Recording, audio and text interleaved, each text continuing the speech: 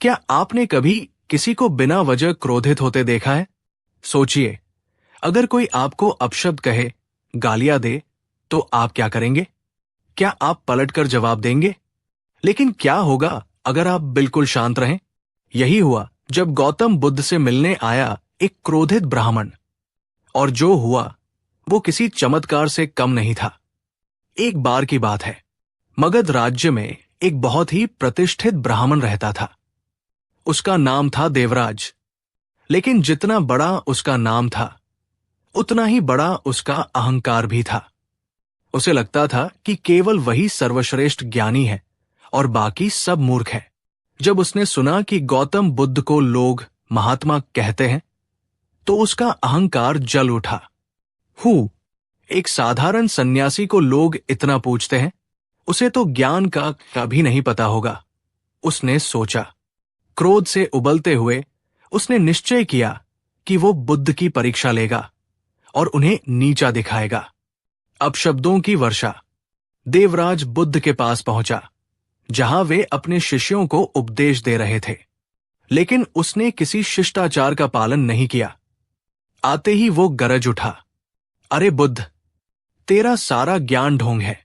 तू बस भोले भाले लोगों को बहकाता है। असली ज्ञान तो वेदों में है। तू कौन होता है सच्चाई का पाठ पढ़ाने वाला? वो गुस्से से थरथर कांप रहा था। उसकी आंखें लाल हो गई थी। उसने अपशब्दों की बौछार शुरू कर दी। वहां बैठे सभी शिष्य हक्का बक्का रह गए। कुछ क्रोधित हुए, कुछ असमंजस में पड़ गए। लेकिन बुद्ध, वे तो बस शांत बैठे मुस्कुराते रहे, जैसे कुछ हुआ ही न हो। बुद्ध का रहस्यमय उत्तर। जब ब्राह्मण कुछ देर तक अपशब्द कह चुका, तो बुद्ध ने धीमे स्वर में पूछा, ब्राह्मण, यदि कोई व्यक्ति तुम्हें कोई उपहार दे और तुम उसे स्वीकार न करो, तो वो उपहार किसके पास रह जाता है? ब्राह्मण चौंका। उसे लगा बुद्ध बात बदलने की कोशिश कर रहे हैं, लेकिन उसने झुंझलाते हुए उत्तर दिया, अगर मैं उपहार न लूं, तो वो देने वाले के पास ही रहेगा। ये तो कोई भी जानता है। बुद्ध ने मुस्कुराकर कहा, तो फिर ब्राह्मण, जब मैं तुम्हारी गालियां स्वीकार ही नहीं कर रहा, तो वे किसके पास रह जाएंगी? देवराज की आंखें फैल गई। उसकी जीभ मानो तालू से चिपक गई हो। शिष्यगण भी विस्मय में डूब गए। क्या ये व्यक्ति सच में साधारण सन्यासी है? ये कैसी बुद्धिमत्ता है? लेकिन रुकिए, कहानी यही खत्म नहीं हुई। अचानक ब्राह्मण ने किया कुछ ऐसा जिससे सब चौंक गए। देवराज बुद्ध की इस रहस्यमयी शांति से अंदर तक हिल गया था। परंतु अहंकार इतनी जल्दी कहा जाता है। वह मुस्कुराया, लेकिन इस बार उसकी मुस्कान में कुछ और ही चालाकी थी। अच्छा बुद्ध, उसने व्यंग्य से कहा, अगर मैं तेरी बात मान भी लूं, तो क्या तू ये बता सकता है कि क्रोध को जड़ से कैसे मिटाया जाए?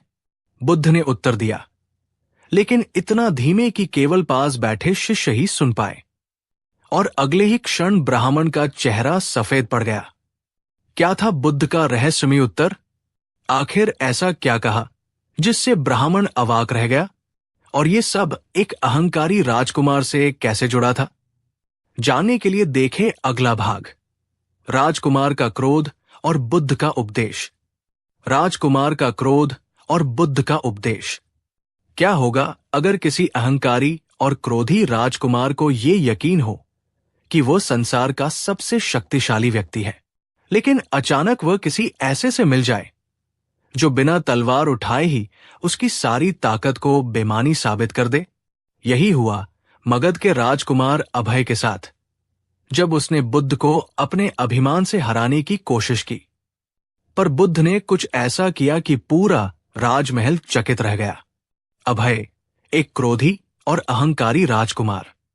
मगध का राजकुमार अभय एक ऐसा योद्धा था जो छोटी छोटी बातों पर भड़क जाता। जरा सी अवहेलना भी उसे सहन नहीं थी। अगर कोई दास जरा भी चूक करता, तो वो उसे कठोर दंड देता। राज्य के मंत्री तक उससे कतराते थे। यहां तक कि उसके गुरु भी डरते हुए उसे शिक्षा देते, ताकि कहीं वो क्रोध में आकर उन्हें अपमानित न कर दे। लेकिन जितना ज्यादा वो लोगों को डराता, उतना ही ज्यादा लोग उसकी पीठ पीछे उसका मजाक उड़ाते। अरे, ये राजकुमार तो तानाशाह है, जिस दिन ये राजा बनेगा हमारी तो शामत आ जाएगी। राजमहल में कानाफूसी होती रहती, लेकिन अभय को इन सब बातों की परवाह नहीं थी। उसे यकीन था कि वो एक दिन महान राजा बनेगा। मगर फिर एक दिन कुछ ऐसा हुआ जिसने उसकी पूरी सोच को हिला कर रख दिया। बुद्ध से सामना। राजकुमार अभय ने सुना कि बुद्ध ने एक क्रोधित ब्राह्मण को अपने धैर्य से चुप करा दिया था। उसने सोचा, अगर ये सन्यासी सच में इतना ज्ञानी है तो मुझे भी परास्त करके दिखाए। राजमहल में सभा बुलाई गई। राजमहल के सुंदर उद्यान में बुद्ध को बुलाया गया। चारों तरफ राजपुरुष, मंत्री और स्वयं राजा भी उपस्थित थे। अभय ने बुद्ध को देखा। एक शांत, निर्विकार चेहरा, आंखों में गहरी करुणा और एक मंद मुस्कान। राजकुमार को यह देखकर और गुस्सा आ गया। बुद्ध, वो गर्जा, मैंने सुना है कि तुमने एक ब्राह्मण को उसकी ही बातों में फंसा दिया। लेकिन मुझे मूर्ख मत समझना। मैं राजकुमार अभय हूं और मैं तुम्हें एक सवाल पूछूंगा। अगर तुम सच में ज्ञानी हो तो जवाब दो। बुद्ध मुस्कुराए। पूछो राजकुमार, मैं उत्तर दूंगा। अभय ने व्यंग्य से कहा, अगर कोई व्यक्ति क्रोधित हो और तुम्हें अपशब्द कहे तो क्या तुम उसे कभी दंड दोगे? बुद्ध ने बड़े शांत स्वर में उत्तर दिया, राजकुमार, यदि कोई व्यक्ति तुम्हारे पास एक उपहार लाए और तुम उसे स्वीकार न करो तो वो उपहार किसके पास रह जाता है? अभय ने हंसते हुए कहा, यह तो सीधी सी बात है। अगर मैं उपहार न लूं तो वो देने वाले के पास ही रहेगा। बुद्ध बोले, तो फिर यदि कोई व्यक्ति क्रोध से भरे शब्द कहे और दूसरा उन्हें न स्वीकारे तो वे कहाँ रह जाएंगे? राजमहल में एक सन्नाटा छा गया। अभय की परीक्षा। अभय कुछ कहता उससे पहले ही बुद्ध ने आगे कहा, लेकिन राजकुमार, मुझे लगता है कि आप अभी तक क्रोध की असली शक्ति नहीं जानते। अगर मैं चाहूं तो अभी इसी स्थान पर आपको क्रोध से मुक्त कर सकता हूं। अभय हंसा, ये असंभव है। क्रोध मेरी ताकत है, मैं इसे कभी नहीं छोड़ूंगा। बुद्ध ने कहा, तो फिर एक परीक्षा करते हैं। बुद्ध ने अपनी आंखें बंद की और कुछ देर शांत खड़े रहे।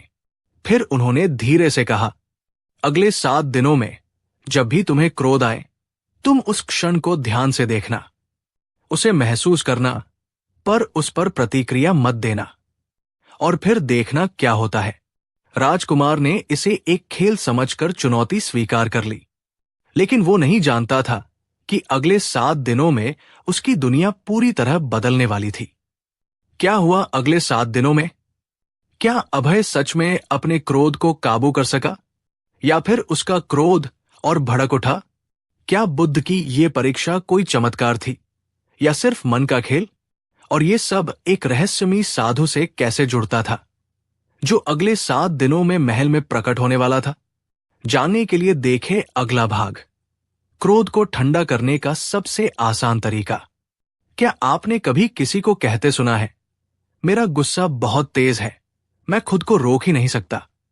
लेकिन क्या सच में क्रोध पर काबू पाना असंभव है या फिर यह सिर्फ एक भ्रम है?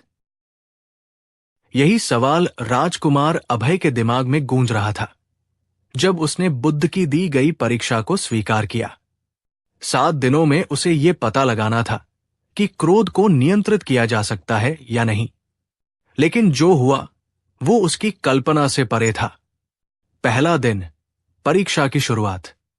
राजमहल में पहला दिन शांतिपूर्ण बीता, लेकिन राजकुमार अभय इस परीक्षा को खेल समझकर ज्यादा गंभीरता से नहीं ले रहा था। ये बुद्ध भी अजीब बातें करते हैं। क्रोध पर नियंत्रण, ये कोई तीरंदाजी थोड़ी न है जो साध ली जाए। लेकिन शाम होते होते ही परीक्षा शुरू हो गई। भोजन कक्ष में एक नौकर ने गलती से उसके सामने पानी गिरा दिया। सामान्यतः अभय उसे फौरन दंड दे देता, लेकिन जैसे ही वो चिल्लाने को हुआ उसे बुद्ध की बात याद आ गई। क्रोध को महसूस करना, पर उस पर प्रतिक्रिया मत देना। उसने खुद को रोका, लेकिन क्रोध अंदर ही अंदर उबलने लगा। उसका चेहरा तमतमा गया। अरे, ये कितना मुश्किल है। मैं इस नौकर को दंड भी नहीं दे सकता। लेकिन जैसे ही उसने कुछ देर खुद को रोका, उसका गुस्सा ठंडा होने लगा। तीसरा दिन, गुस्सा आता कहां से है? अगले कुछ दिनों में कई बार उसे गुस्सा आया, लेकिन हर बार उसने खुद को रोकने की कोशिश की। अब एक नई बात उसने नोट की, गुस्सा टिकता नहीं था। ये क्या है? जब मैं इसे बाहर नहीं निकालता तो ये कुछ ही देर में खुद ही गायब हो जाता है। राजकुमार हैरान था। पर कहानी में ट्विस्ट तब आया जब 5वें दिन महल में रहस्यमयी साधु आया। 5वां दिन, रहस्यमयी साधु का चमत्कार। एक अजीब दिखने वाला, काले वस्त्रों में लिपटा एक साधु राजमहल के द्वार पर आया और बोला, मुझे राजकुमार अभय से मिलना है। अभय को बुलाया गया। जब वो साधु के सामने आया तो साधु मुस्कुराया और बोला, राजकुमार, सुना है तुम अपने क्रोध पर काबू पाने की कोशिश कर रहे हो। अभय ने हां में सिर हिलाया। साधु हंसा और धीरे से कहा, तो क्या तुम मुझे क्रोधित कर सकते हो? अभय चौंक गया। ये क्या बात हुई? मुझे तो क्रोध से बचना था और ये मुझसे गुस्सा दिलाने को कह रहा है। अभय ने सोचा, ठीक है, इसे गुस्सा दिलाकर देखता हूं। उसने साधु से अपशब्द कहे, उसका अपमान किया, लेकिन साधु बस हंसता रहा। अभय का दिमाग घूम गया। ये व्यक्ति आखिर किस मिट्टी का बना है? तभी साधु ने रहस्य खोला, राजकुमार, जब तुम्हारे शब्दों को मैं स्वीकार ही नहीं कर रहा तो वे मुझे क्रोधित कैसे करेंगे? अभय की आंखें फटी रह गई। उसे समझ आ गया, क्रोध हमारा नहीं होता, ये तभी आता है जब हम इसे स्वीकार कर लेते हैं। लेकिन कहानी यही खत्म नहीं हुई। 7वां दिन, सबसे बड़ा सबक। अब अभय को खुद पर थोड़ा नियंत्रण आ गया था। परंतु 7वें दिन महल में कुछ ऐसा हुआ जिसने उसकी परीक्षा को और कठिन बना दिया। उसके एक दास ने उसकी प्रिय तलवार को गिरा दिया, जिससे वो टूट गई। ये तलवार उसके पिता ने दी थी। अभय का चेहरा गुस्से से लाल हो गया। अब नहीं सह सकता। उसने दास को दंड देने के लिए हाथ उठाया, लेकिन तभी उसने अपने ही मन को एक सवाल पूछा, क्या ये क्रोध मेरी मदद कर रहा है या मुझे और अंधा बना रहा है? उसके हाथ खुद ब खुद नीचे गिर गए। उसने महसूस किया कि गुस्से से उसने पहले कितनी गलतियां की थी। उसने अपने क्रोध को पहली बार पूरी तरह नियंत्रित कर लिया था। लेकिन क्या यह अंत था? नहीं, कहानी अभी बाकी है। अभय के मन में अब एक नया सवाल था। अगर क्रोध को नियंत्रित किया जा सकता है, तो क्या इसे हमेशा के लिए मिटाया भी जा सकता है? और इस सवाल का उत्तर देने के लिए बुद्ध ने उसे एक अद्भुत प्रयोग करने को कहा। क्या था वो प्रयोग? क्या सच में क्रोध को हमेशा के लिए समाप्त किया जा सकता है? और ये सब एक गुस्सैल व्यापारी से कैसे जुड़ता था? जानने के लिए देखें अगला भाग, बुद्ध का वह उपदेश जिसने एक गुस्सैल व्यापारी को बदल दिया। क्या आपने कभी किसी ऐसे व्यक्ति को देखा है जो हर बात पर गुस्सा कर बैठता है, जो छोटी छोटी बातों पर आगबूला हो जाता है और फिर पछताता भी है? ऐसा ही एक व्यापारी था, जिसका क्रोध ही उसकी सबसे बड़ी कमजोरी थी। परंतु एक दिन उसकी मुलाकात गौतम बुद्ध से हुई, और फिर जो हुआ वो किसी चमत्कार से कम नहीं था। गुस्सैल व्यापारी का अहंकार। राजगिरी नगर में एक प्रसिद्ध व्यापारी था, श्रीधर सेठ। उसके पास धन संपत्ति की कोई कमी नहीं थी, लेकिन वो अत्यंत क्रोधी था। अगर कोई नौकर जरा सी भी गलती कर देता तो वो उसे पीट देता। अगर कोई ग्राहक ज्यादा मोलभाव करता तो वो अपमान कर देता। एक दिन उसके पड़ोसी से झगड़ा हो गया। श्रीधर सेठ ने क्रोध में आकर उसे भला बुरा कह दिया और घर लौट आया। परंतु मन में बेचैनी बनी रही। मैं हमेशा गुस्सा क्यों हो जाता हूं? क्या कभी इसे रोका जा सकता है? तभी उसे याद आया कि उसके एक मित्र ने कहा था, बुद्ध के पास जाओ, वे तुम्हें शांति का मार्ग दिखाएंगे। बुद्ध की परीक्षा। दूसरे दिन श्रीधर सेठ बुद्ध के पास पहुंचा। वहां बहुत से शिष्य बैठे थे, लेकिन सेठ का अहंकार अब भी कायम था। उसने मन में सोचा, देखता हूं ये बुद्ध मेरे क्रोध का क्या इलाज बताते हैं। जैसे ही वो बुद्ध के पास पहुंचा, उसने व्यंग्य से कहा, हे बुद्ध, लोग कहते हैं कि तुम ज्ञानी हो। अगर तुम सच में इतने ज्ञानी हो तो मुझे ये बताओ कि मैं क्रोध से कैसे मुक्त हो सकता हूं। बुद्ध ने शांत स्वर में उत्तर दिया, सेठ, पहले तुम मेरे एक प्रश्न का उत्तर दो। सेठ ने कहा, पूछो। बुद्ध ने मुस्कुराकर पूछा, अगर कोई व्यक्ति क्रोध से भरा हुआ एक जलता हुआ कोयला किसी दूसरे व्यक्ति पर फेंकना चाहता है तो सबसे पहले जलता कौन है? सेठ थोड़ा चौंका, फिर बोला, स्पष्ट है, जो कोयले को पकड़े होगा वही पहले जलेगा। बुद्ध बोले, तो फिर सेठ, जब तुम किसी पर क्रोध करते हो तो पहले जलने वाला कौन होता है? सेठ अवाक रह गया। क्रोध को मिटाने की अनोखी विधि। श्रीधर सेठ पहली बार अपने क्रोध को एक नई दृष्टि से देख रहा था, लेकिन फिर भी उसके मन में संशय था। ठीक है, मान लिया कि क्रोध से मुझे ही सबसे ज्यादा नुकसान होता है, परंतु इसे रोका कैसे जाए? बुद्ध मुस्कुराए और बोले, सेठ, अगले 7 दिनों तक तुम एक प्रयोग करो। जब भी तुम्हें क्रोध आए उसे बाहर मत निकालो, बस उसे भीतर ही भीतर देखो और उसके पीछे के कारण को समझो। 7 दिन बाद फिर मिलना। सेठ को यह बात अजीब लगी, लेकिन उसने सोचा कि एक कोशिश करने में क्या बुराई है। पहला दिन आग भीतर ही भीतर जलने लगी। पहले ही दिन सेठ को अपने नौकर पर गुस्सा आया, लेकिन उसने बुद्ध की बात याद की, क्रोध को बाहर मत निकालो, बस इसे देखो। उसने खुद को रोका, लेकिन अजीब बात हुई, गुस्सा धीरे धीरे अपने आप ठंडा होने लगा। अरे, ये क्या हो रहा है? ये गुस्सा तो बिना कुछ किए ही चला जा रहा है। सेठ को आश्चर्य हुआ, लेकिन उसने प्रयोग जारी रखा। 5वें दिन क्रोध का रहस्य खुला। अब सेठ ने गौर किया कि जब भी उसे क्रोध आता तो उसके पीछे कोई ना कोई कारण छुपा होता। कभी अहंकार, कभी डर, कभी असुरक्षा, कभी अपमान का भाव। तो क्रोध असली समस्या नहीं है। असली समस्या ये अहंकार और डर है। लेकिन असली चमत्कार 7वें दिन हुआ। 7वां दिन क्रोध गायब। 7वें दिन सेठ के एक कर्मचारी ने बड़ी भूल कर दी। पहले तो सेठ का चेहरा लाल हुआ, लेकिन फिर उसे बुद्ध की बात याद आई। ठहरो, क्रोध को देखो, पर प्रतिक्रिया मत दो। कुछ ही क्षणों में क्रोध हवा की तरह उड़ गया। सेठ को लगा जैसे उसने कोई जादू सीख लिया हो। बुद्ध का अंतिम रहस्योद्घाटन। सेठ खुशी खुशी बुद्ध के पास पहुंचा और बोला, हे बुद्ध, ये तो कमाल हो गया। अब मैं अपने क्रोध को समझ सकता हूं, इसे नियंत्रित कर सकता हूं।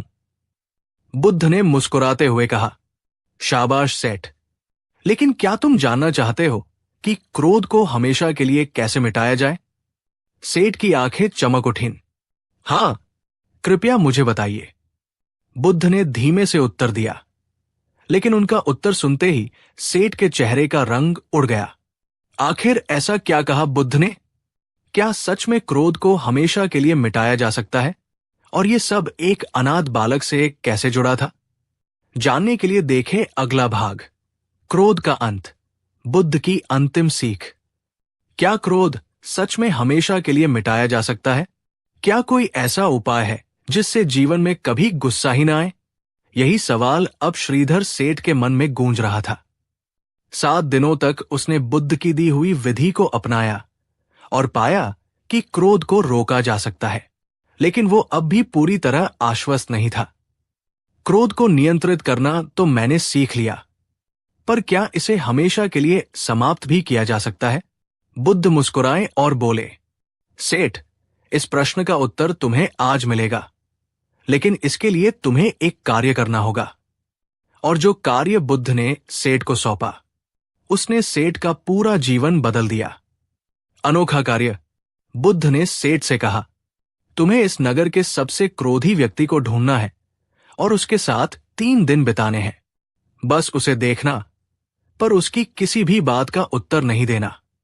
सेठ ने सोचा, यह काम मुश्किल तो है, लेकिन असंभव नहीं। उसने नगर में पूछताछ शुरू की। जल्दी ही उसे पता चला कि शहर में एक अनाथ बालक रहता था। जो हर छोटी छोटी बात पर गुस्सा हो जाता था। क्रोधी बालक की परीक्षा। सेठ उस बालक के पास पहुंचा। बालक अकेला रहता था और बहुत क्रोधी था। कोई भी उसकी मदद करना चाहता तो वो गुस्से में उसे भला बुरा कहने लगता। सेठ ने बुद्ध की दी हुई परीक्षा शुरू की। वो बालक के पास बैठा और बस उसे देखता रहा। बालक को ये अजीब लगा। उसने सेठ को धक्का दिया, गालियां दी, पत्थर तक फेंका, लेकिन सेठ ने बुद्ध की सीख को याद रखा। सिर्फ देखो, प्रतिक्रिया मत दो। तीसरे दिन का चमत्कार। तीसरे दिन कुछ अनोखा हुआ। बालक ने गुस्से में कहा, बूढ़े आदमी, तू मेरे पास क्यों बैठा है? क्यों मेरे साथ चिपका रहता है? सेठ ने पहली बार जवाब दिया, मैं देख रहा हूं कि तुम बहुत गुस्से में रहते हो। बालक चौंक गया। उसने पहली बार अपने ही क्रोध को गौर से देखा। अरे, ये गुस्सा आता कहां से है?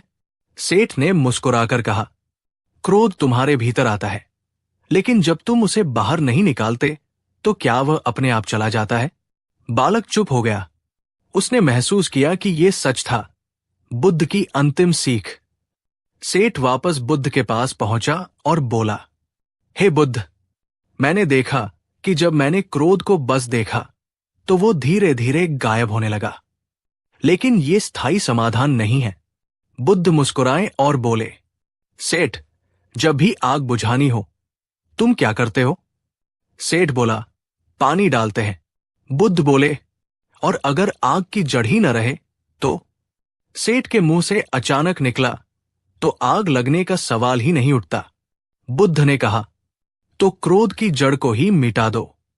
और इसकी जड़ क्या है? अहंकार, स्वार्थ, अपमान का भय और अज्ञान। सेठ अब सब समझ चुका था। अगर मैं अपने अहंकार और भय को मिटा दूं तो क्रोध खुद ब खुद समाप्त हो जाएगा।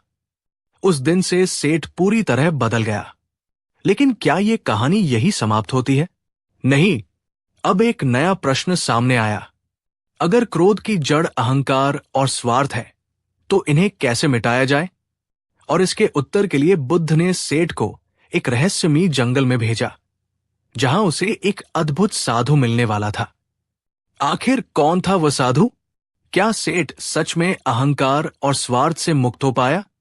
और ये सब एक भूखे भिक्षु से कैसे जुड़ा था? जानने के लिए देखें अगला भाग, अहंकार का अंत, बुद्ध की अंतिम परीक्षा। क्या सच में अहंकार को पूरी तरह मिटाया जा सकता है? अगर हां, तो कैसे? यही प्रश्न अब श्रीधर सेठ के मन में गूंज रहा था।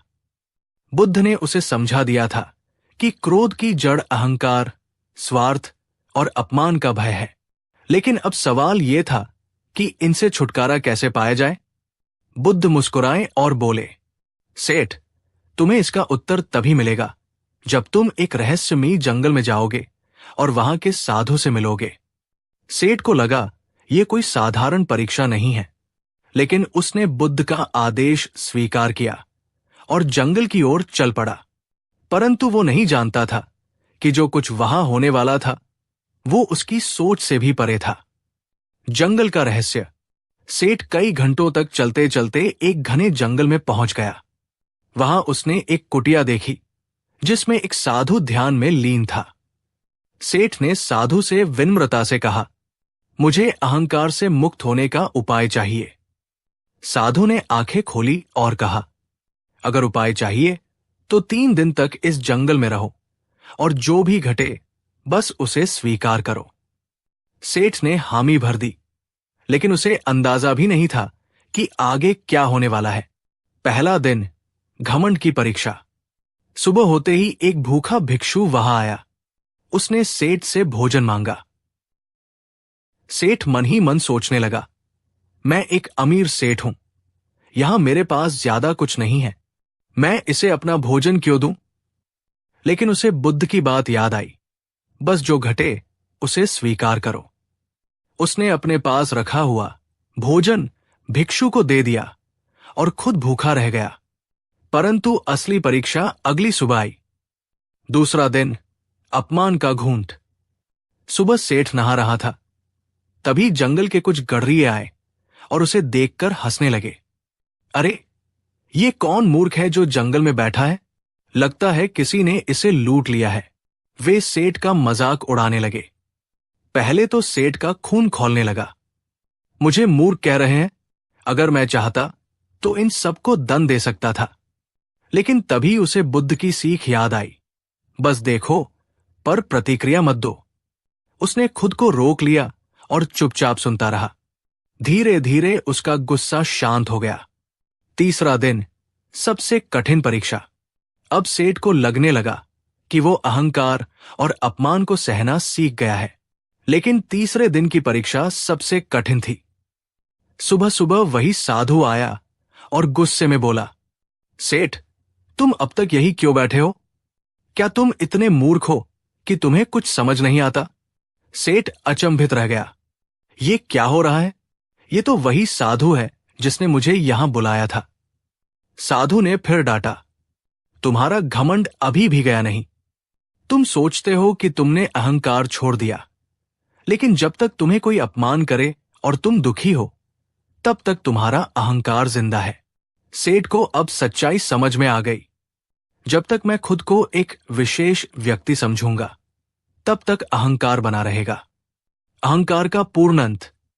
अब सेठ पूरी तरह बदल चुका था। उसने सिर झुका लिया और साधु के चरणों में गिर गया। हे साधु, अब मैं समझ गया। अहंकार तब तक रहेगा जब तक मैं खुद को दूसरों से अलग समझता रहूंगा। साधु मुस्कुराए और बोले, बिल्कुल सही। जब अहंकार मिट जाएगा तो क्रोध भी मिट जाएगा, और जब क्रोध मिट जाएगा तो सच्चा आनंद मिलेगा। लेकिन क्या यह अंत था? नहीं, अब सेठ को अंतिम परीक्षा देनी थी। अगर अहंकार समाप्त हो जाए तो असली आनंद कहां मिलता है? और इसके उत्तर के लिए बुद्ध ने उसे एक गरीब किसान के पास भेजा, जिसने उसे एक अनोखा रहस्य बताया। आखिर कौन था वो किसान? क्या सच्चा आनंद किसी बाहरी चीज में है या भीतर ही भीतर? और ये सब एक टूटी हुई मिट्टी की हांडी से कैसे जुड़ा था? जानने के लिए देखें अगला भाग, सच्चे आनंद का रहस्य, बुद्ध की अंतिम सीख। क्या आपने कभी सोचा है कि सच्चा आनंद कहां मिलता है? धन में, प्रसिद्धि में, परिवार में, या कुछ और? श्रीधर सेठ ने बुद्ध से क्रोध और अहंकार को मिटाने का उपाय सीख लिया था, लेकिन अब उसका मन बेचैन था। अगर क्रोध मिट चुका है, अहंकार समाप्त हो गया है, तो क्या अब मैं पूरी तरह सुखी हूं? लेकिन अंदर से कोई उत्तर नहीं मिला। बुद्ध मुस्कुराए और बोले, सेठ, अगर तुम सच्चे आनंद को खोजना चाहते हो तो तुम्हें एक गरीब किसान से मिलना होगा। कौन था वह किसान?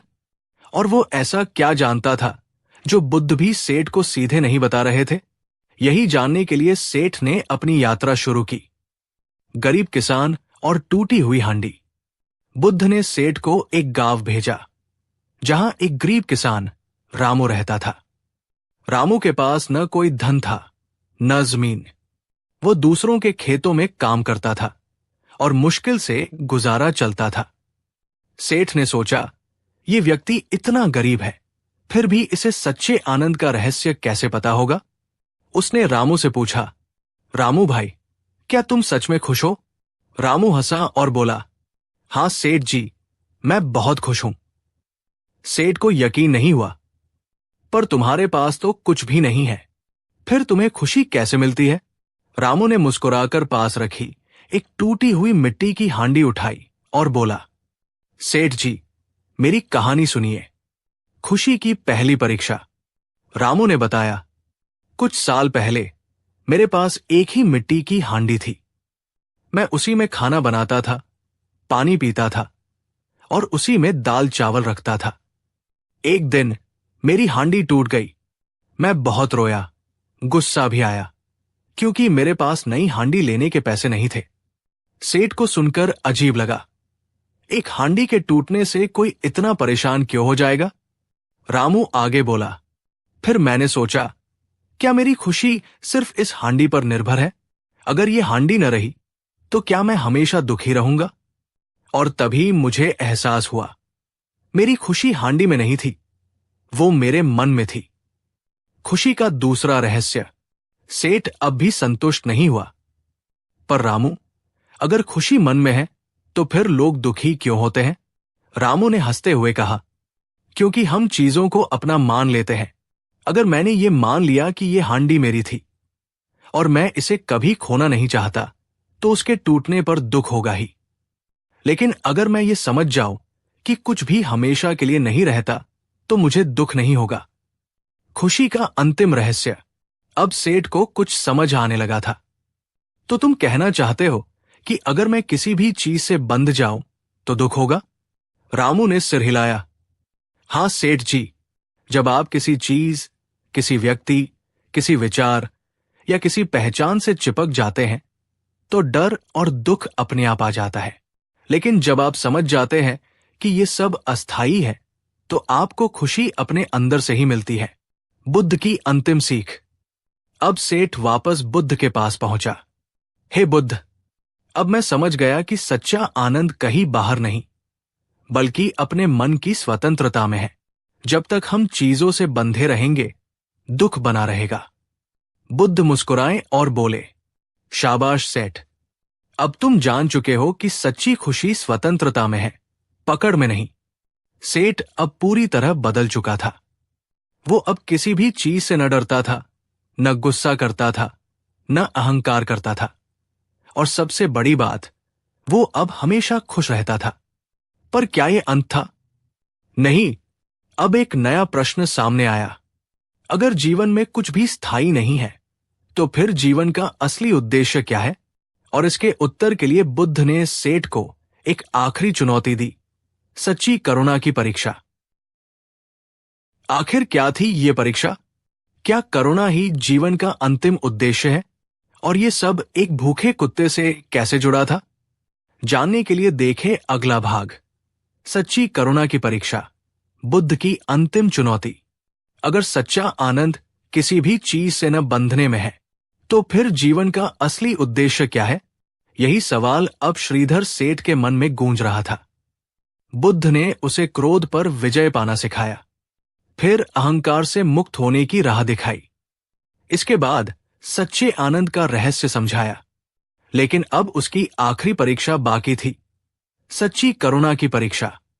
और इस बार बुद्ध ने उसे कोई सीधा जवाब नहीं दिया, बल्कि कहा, अगर तुम जीवन का उद्देश्य समझना चाहते हो, तो जाओ और उस भूखे कुत्ते की सेवा करो जो नगर के बाहर मरने की कगार पर है। कुत्ता? श्रीधर सेठ को कुछ समझ नहीं आया, लेकिन उसने बुद्ध की आज्ञा स्वीकार की और नगर के बाहर उस कुत्ते को ढूंढने निकल पड़ा। परंतु उसे अंदाजा भी नहीं था कि ये परीक्षा उसकी सोच से भी कठिन होने वाली थी। भूखे कुत्ते की परीक्षा। नगर के बाहर एक कंकाल सा दुबला पतला कुत्ता पड़ा था। वो भूखा, कमजोर और बीमार था। शरीर पर घाव थे और कोई भी उसके पास नहीं जाता था। सेठ को दया आ गई। अरे, ये तो मर जाएगा, मुझे इसे बचाना चाहिए। सेठ जल्दी से पास के बाजार गया, रोटी और दूध लेकर आया और कुत्ते के सामने रख दिया। लेकिन तभी कुछ अजीब हुआ। कुत्ते ने खाना नहीं खाया। सेठ को आश्चर्य हुआ। अरे, ये तो भूखा है, फिर भी क्यों नहीं खा रहा? तभी उसने गौर किया, कुत्ते के मुंह में घाव थे, वो खा नहीं सकता था। अब क्या किया जाए? पहला त्याग, अपनी घृणा छोड़ो। सेठ सोच में पड़ गया। अगर इसे खाना खिलाना है, तो मुझे खुद अपने हाथों से इसे खिलाना होगा। पर यह विचार आते ही उसे घिन आने लगी। मैं एक अमीर सेठ हूं। ये गंदा, बीमार कुत्ता, इसकी लार, इसकी बदबू, मैं इसे अपने हाथों से कैसे खिला सकता हूं? उसका मन मना कर रहा था, लेकिन फिर उसे बुद्ध की बात याद आई। करुणा का अर्थ है अपने अहंकार और पसंद नापसंद को त्याग देना। सेठ ने गहरी सांस ली। उसने अपना रुमाल निकाला, दूध में भिगोया और कुत्ते के मुंह में धीरे धीरे निचोड़ने लगा। कुत्ता धीरे धीरे दूध पीने लगा। सेठ को पहली बार सच्ची करुणा का अनुभव हुआ। दूसरी परीक्षा, समाज की परवाह मत करो। तभी कुछ राहगीर वहां से गुजरे। एक आदमी हंसते हुए बोला, अरे, ये अमीर सेठ अब कुत्तों को दूध पिलाने लगा। दूसरा बोला, लगता है इसका दिमाग खराब हो गया है, ऐसे आवारा कुत्तों को पालने से कोई पुण्य नहीं मिलेगा। सेठ ने पहले की तरह गुस्से से जवाब देने की कोशिश की, लेकिन फिर उसे एहसास हुआ, अगर मैं सच्चा दयालु हूं तो मुझे किसी की परवाह क्यों करनी चाहिए। उसने कोई जवाब नहीं दिया, बस शांति से कुत्ते को दूध पिलाता रहा। करुणा की अंतिम परीक्षा। कई दिन बीत गए। सेठ हर रोज कुत्ते की सेवा करता रहा। धीरे धीरे कुत्ता ठीक होने लगा। उसके घाव भरने लगे, शरीर में ताकत आने लगी। फिर एक दिन वो कुत्ता अचानक से गायब हो गया। सेठ परेशान हो गया। अरे, वो कहाँ चला गया? मैंने तो इसे ठीक से भीगे हुए रोटी के टुकड़े खिलाए थे। वो नगर के बाहर उसे ढूंढने लगा, लेकिन कुत्ता कहीं नहीं मिला। और तभी एक दिव्य अनुभव। थक हार कर सेठ बुद्ध के पास पहुंचा और बोला, बुद्ध, मैं असफल हो गया। वो कुत्ता कहीं चला गया। बुद्ध मुस्कुराए और बोले, क्या तुम उसे इसलिए सेवा दे रहे थे कि वो हमेशा तुम्हारे पास रहे? सेठ चौंक गया। नहीं, पर बुद्ध बोले, यही करुणा की अंतिम परीक्षा है। सच्ची करुणा वो है जिसमें कोई स्वार्थ न हो, कोई अपेक्षा न हो। तुमने उसकी सेवा की, वो ठीक हुआ और चला गया। बस यही जीवन का उद्देश्य है। दूसरों की मदद करो, बिना किसी स्वार्थ के। सेठ की आंखों में आंसू आ गए। अब मैं समझ गया, हे बुद्ध, जीवन का असली आनंद करुणा में है, न कि पाने में, बल्कि देने में। लेकिन क्या यह अंत था? नहीं, अब एक आखिरी सवाल बचा था।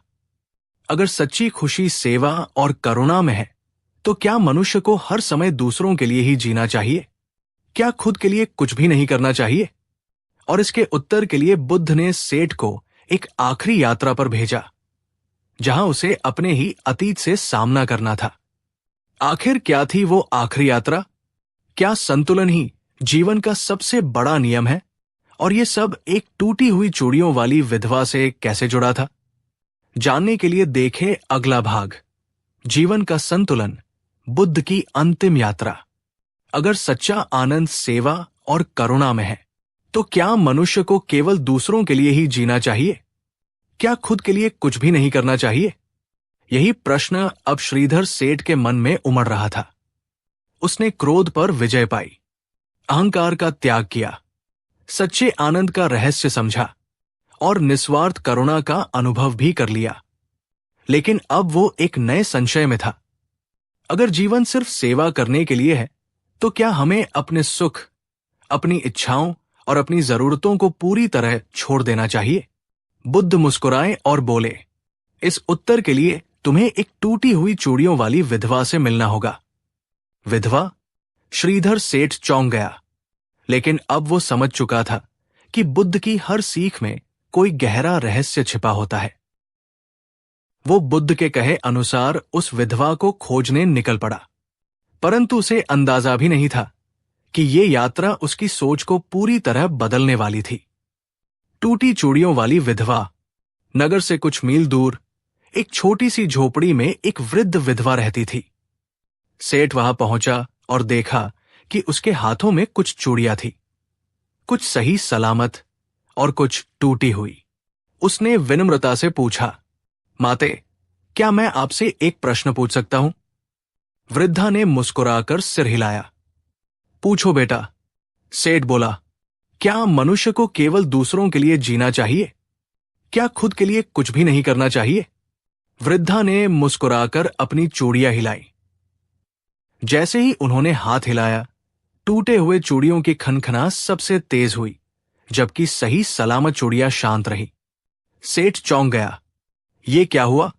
वृद्धा बोली, बेटा, ये जीवन का सबसे बड़ा रहस्य है। अगर तुम दूसरों के लिए पूरी तरह खुद को मिटा दोगे, तो टूट जाओगे और फिर तुम्हारा जीवन संतुलन में नहीं रहेगा। पहली सीख, खुद को मत भूलो। सेठ को अब धीरे धीरे समझ आने लगा था। वृद्धा बोली, अगर कोई स्त्री विधवा हो जाए, तो क्या उसे सिर्फ दूसरों के लिए जीना चाहिए? नहीं, उसे अपने जीवन का भी ध्यान रखना चाहिए। अपने सुख, अपनी खुशी को भी महत्व देना चाहिए। ठीक वैसे ही जीवन में संतुलन जरूरी है। अगर तुम केवल दूसरों के लिए जियोगे तो तुम टूट जाओगे, और अगर तुम केवल अपने लिए जियोगे तो अहंकारी बन जाओगे। दूसरी सीख, नदी और किनारे का नियम। सेठ अब पूरी तरह ध्यान से सुन रहा था। वृद्धा ने पास की नदी की ओर इशारा किया और बोली, देखो, ये नदी कितनी सुंदर बह रही है, लेकिन अगर इस नदी के दोनों किनारे न हो तो ये पानी चारों ओर फैल जाएगा और कोई दिशा नहीं होगी। उसी तरह जीवन में भी दो किनारे जरूरी है, एक करुणा और दूसरा आत्म देखभाल। अगर तुम सिर्फ सेवा में डूब जाओगे और खुद को भूल जाओगे तो तुम भी उस बिखरी हुई नदी की तरह दिशाहीन हो जाओगे। अब सेठ को सब समझ आ गया। अब मैं समझ गया, माते, जीवन सिर्फ दूसरों के लिए या सिर्फ खुद के लिए नहीं है। हमें दोनों का संतुलन बनाए रखना होगा। वृद्धा मुस्कुराई और बोली, शाबाश बेटा, जब तक मनुष्य ये संतुलन नहीं सीखता तब तक वो सच्चा सुख नहीं पा सकता। सेठ ने उनके चरण छुए और बुद्ध के पास लौट आया। बुद्ध की अंतिम सीख। बुद्ध ने सेठ को देखा और मुस्कुराकर पूछा, क्या तुम्हें अपने प्रश्न का उत्तर मिल गया? सेठ ने सिर झुका लिया और कहा, हां, हे बुद्ध, अब मुझे समझ में आ गया कि जीवन का असली सुख करुणा और आत्म देखभाल के बीच संतुलन में है। अगर हम सिर्फ दूसरों के लिए जिएंगे तो खुद को खो देंगे, और अगर हम सिर्फ अपने लिए जिएंगे तो अहंकार में डूब जाएंगे। लेकिन जब हम दोनों का संतुलन बनाए रखते हैं तब हम सच्चे आनंद को प्राप्त कर सकते हैं। बुद्ध मुस्कुराए और बोले, यही जीवन की अंतिम सीख है। लेकिन क्या यह अंत था? नहीं, अब आखिरी प्रश्न बचा था। अगर जीवन में संतुलन ही सबसे जरूरी है तो यह संतुलन बनाए रखने का सबसे सरल उपाय क्या है? और इसके उत्तर के लिए बुद्ध ने सेठ को सबसे अंतिम और सबसे कठिन चुनौती दी, मौन की शक्ति। आखिर क्या थी ये चुनौती? क्या मौन ही हर समस्या का हल है?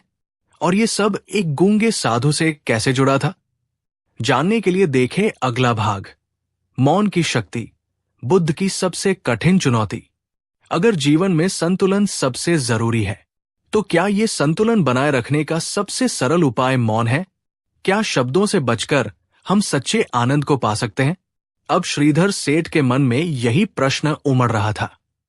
उसने क्रोध पर विजय पाई, अहंकार का त्याग किया, सच्चे आनंद का रहस्य समझा, निस्वार्थ करुणा को महसूस किया, जीवन के संतुलन को पहचाना। लेकिन अब बुद्ध ने उसे एक अंतिम चुनौती दी। अगर तुम जीवन का अंतिम सत्य समझना चाहते हो तो जाओ और गूंगे साधु से मिलो। गूंगा साधु? अब ये कौन था? सेठ को कुछ समझ नहीं आया, लेकिन वो बुद्ध के कहे अनुसार उस रहस्यमयी साधु को खोजने निकल पड़ा। परंतु उसे अंदाजा भी नहीं था कि ये यात्रा उसके संपूर्ण अस्तित्व को हिलाकर रख देगी। गूंगा साधु और रहस्यमयी जंगल। नगर से दूर एक घने जंगल के बीच एक साधु ध्यान में बैठा था। वो न कुछ बोलता था, न किसी से कोई इशारा करता था, बस एक गहरी शांति में खोया रहता था। सेठ उसके पास गया और हाथ जोड़कर बोला, हे महात्मा, मैं जीवन का अंतिम सत्य जानना चाहता हूं, कृपया मेरा मार्गदर्शन करें। साधु ने कोई उत्तर नहीं दिया। सेठ ने दोबारा पूछा, क्या जीवन में सबसे महत्वपूर्ण चीज मौन है? साधु ने फिर कोई उत्तर नहीं दिया। सेठ ने हताश होकर कहा, अगर आप कुछ कहेंगे ही नहीं तो मैं सीखूंगा कैसे? तभी साधु ने अपनी उंगली से एक संकेत किया। वो आकाश की ओर इशारा कर रहे थे। पहली सीख, मौन ही सबसे बड़ी वाणी है। सेठ ने ऊपर देखा। सूरज चुपचाप चमक रहा था। हवा बिना कोई शब्द किए बह रही थी। नदी बिना बोले अपनी राह पर बह रही थी। साधु अब भी चुप थे, लेकिन सेठ के मन में अचानक गहरी शांति उतरने लगी। मैं समझ गया, साधु कुछ नहीं बोलते, क्योंकि मौन ही सबसे गहरी शिक्षा देता है। शब्द भ्रम पैदा कर सकते हैं, लेकिन मौन सत्य की ओर ले जाता है। अब उसे धीरे धीरे एहसास हो रहा था कि कभी कभी शब्दों से ज्यादा ताकत चुप रहने में होती है। दूसरी सीख, सही समय पर बोलो, सही समय पर चुप रहो। लेकिन तभी जंगल में एक विचित्र घटना घटी। अचानक एक शिकारी अपने शिकार की खोज में वहां आया। उसने साधु को देखा और पूछा, हे महात्मा, क्या आपने इस रास्ते से एक हिरण को जाते हुए देखा है? साधु चुप रहे। शिकारी ने फिर पूछा, क्या आप गूंगे हैं? साधु अब भी मौन रहे। शिकारी गुस्से में वहां से चला गया। सेठ को आश्चर्य हुआ। अगर ये साधु सच बोल देता तो शिकारी उस निर्दोष हिरण को मार डालता। अब सेठ को दूसरी सीख मिली, हर सत्य बोलने योग्य नहीं होता। कभी कभी मौन ही सबसे बड़ा धर्म होता है। अब सेठ को लगा कि वो जीवन का अंतिम सत्य समझ चुका है। वो बुद्ध के पास लौटा और बोला, हे बुद्ध, अब मैं समझ गया कि मौन ही सबसे बड़ा साधन है। अगर हम बेकार के झगड़ों से बचना चाहते हैं तो हमें मौन अपनाना चाहिए। अगर हम सच्चा ज्ञान चाहते हैं तो शब्दों से ज्यादा ध्यान मौन पर देना चाहिए। बुद्ध मुस्कुराए और बोले, क्या तुम सच में सब कुछ समझ गए? सेठ ने गर्व से सिर हिलाया, हां गुरुदेव। लेकिन तभी बुद्ध ने एक चौंकाने वाला सवाल पूछा, अगर मौन ही सबसे बड़ी शक्ति है तो क्या इंसान को हमेशा चुप ही रहना चाहिए? सेठ अवाक रह गया। क्या सच में मौन हर समस्या का हल था? क्या हमेशा चुप रहना ही सही था? या फिर जीवन में बोलने का भी कोई समय होता है? जानने के लिए देखें अगला भाग, शब्दों की शक्ति, बोलना कब जरूरी है। अगर मौन ही सबसे बड़ी शक्ति है तो क्या इंसान को हमेशा चुप ही रहना चाहिए? या फिर कुछ बातें ऐसी भी होती हैं जिन्हें कहे बिना जीवन अधूरा रह जाता है? यही प्रश्न अब श्रीधर सेठ के मन में गूंज रहा था। उसने क्रोध पर विजय पाई, अहंकार को छोड़ा, सच्चे आनंद का रहस्य समझा, निस्वार्थ करुणा को अपनाया, जीवन का संतुलन सीखा और मौन की शक्ति को जाना। लेकिन अब बुद्ध ने उससे एक और सवाल किया, क्या सच में मौन हर समस्या का हल है?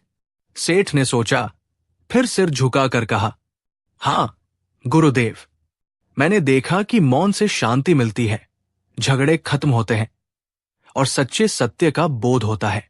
बुद्ध मुस्कुराए और बोले, अगर ऐसा है तो अब जाओ और मौन संत से मिलो। मौन संत? अब ये कौन था?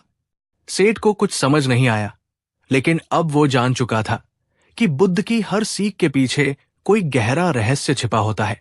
वो बिना सवाल किए उस मौन संत को खोजने निकल पड़ा, परंतु उसे जरा भी अंदाजा नहीं था कि ये यात्रा उसकी पूरी सोच को बदलने वाली थी।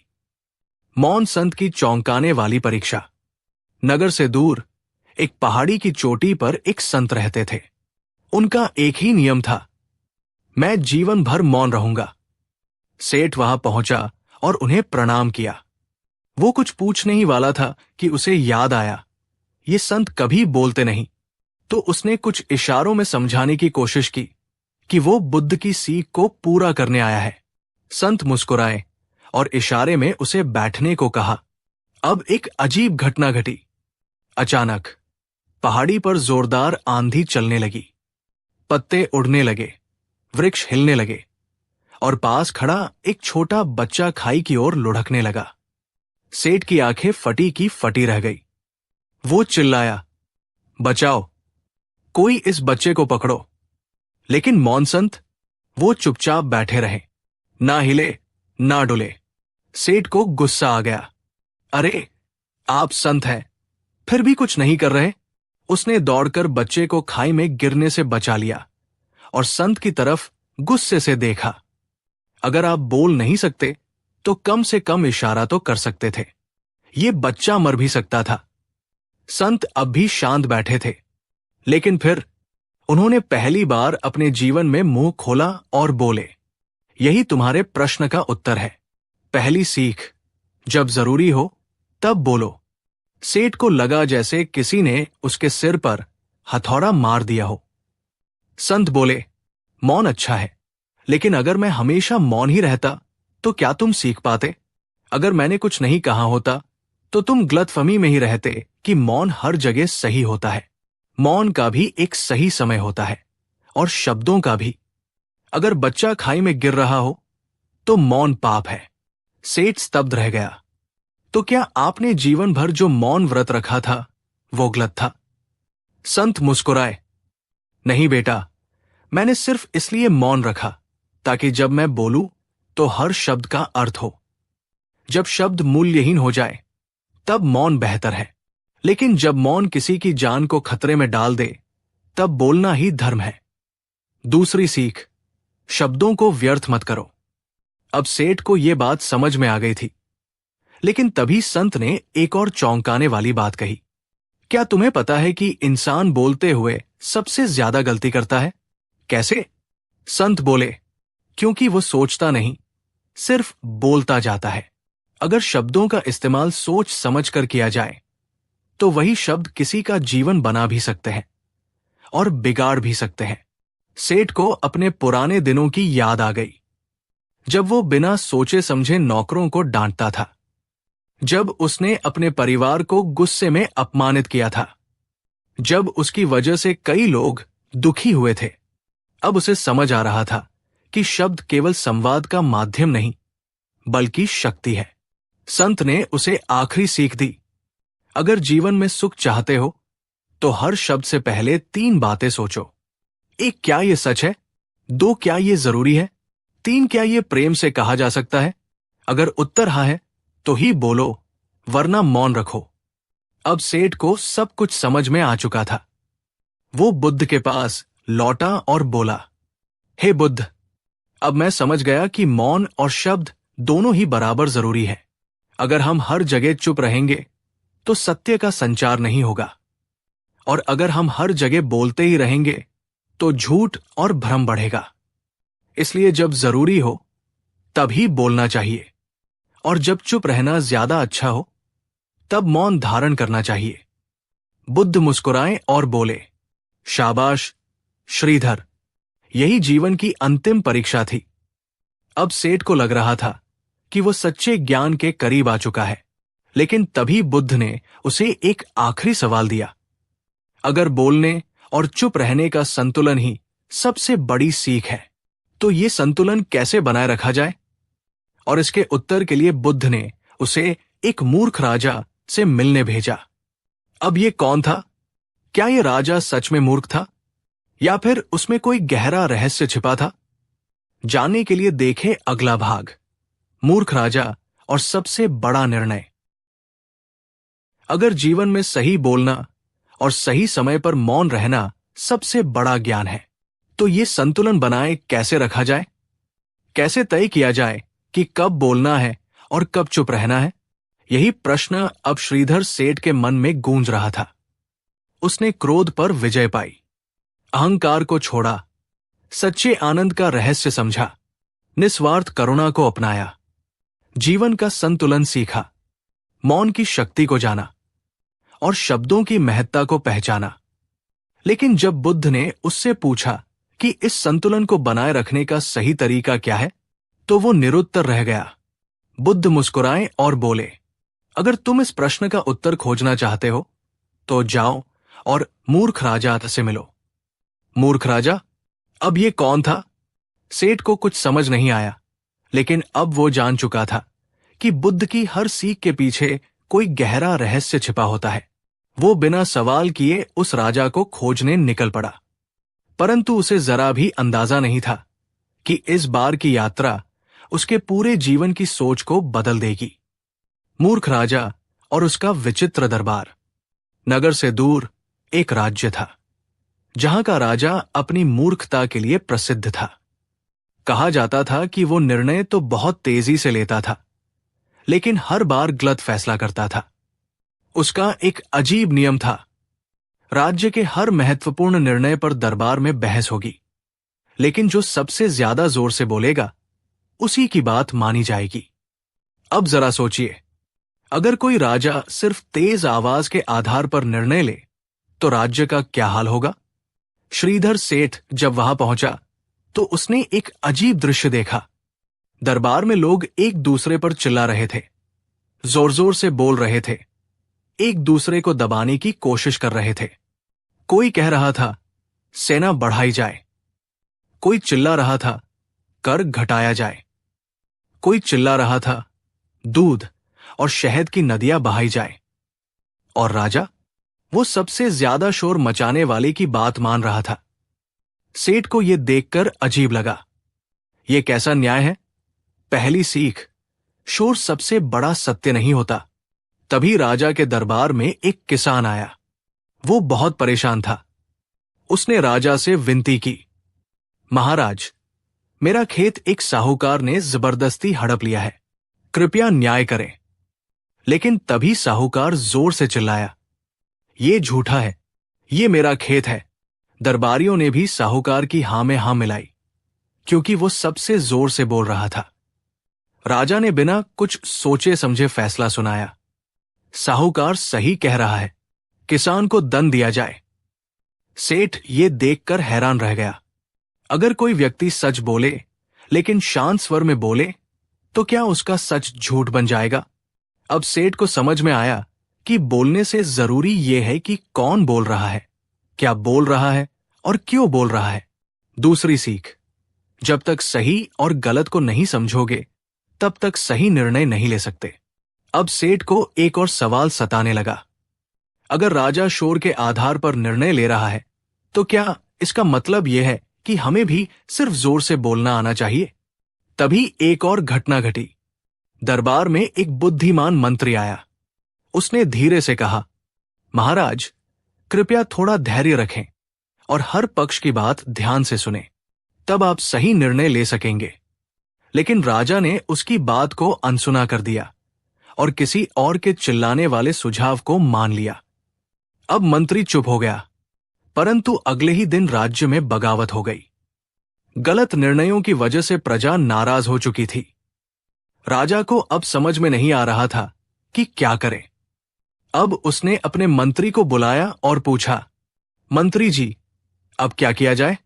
मंत्री ने मुस्कुराते हुए जवाब दिया, महाराज, अब आपको सही और गलत में फर्क समझना ही होगा। सही निर्णय केवल शोर से नहीं लिए जा सकते, बल्कि सही सोच से लिए जाते हैं। अब राजा को अपनी भूल का एहसास हुआ। सेठ को अब सब कुछ समझ में आ गया था। वो बुद्ध के पास लौटा और बोला, हे बुद्ध, अब मैं समझ गया कि न तो हमेशा चुप रहना सही है और नहीं सिर्फ शोर मचाना। अगर इंसान को सही निर्णय लेना है, तो उसे मौन और शब्दों के बीच का संतुलन सीखना होगा। अगर हमें सच्चा ज्ञान चाहिए, तो हमें शांति से सुनना होगा। और अगर हमें न्याय चाहिए, तो हमें सही समय पर सही शब्दों का उपयोग करना होगा।